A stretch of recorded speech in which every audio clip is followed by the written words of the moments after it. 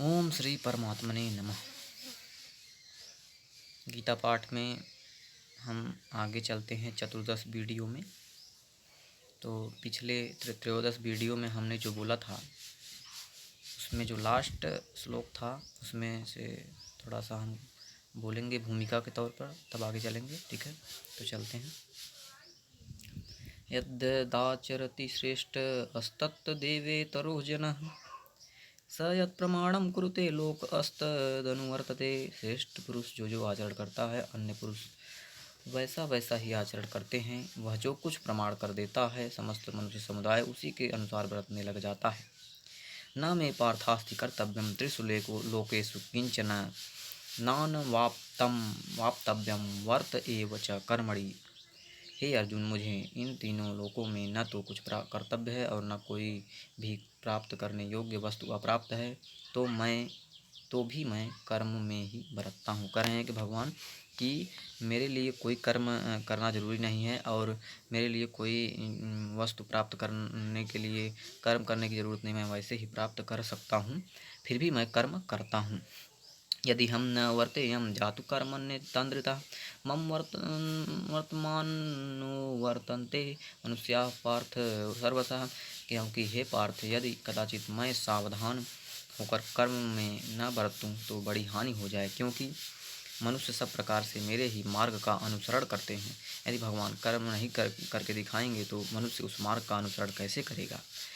उत्सी देयु रिमो लोका न कुर्याम कर्म चेदहम शंकरस्य च कर्ता स्यामुपहन्यामिमाः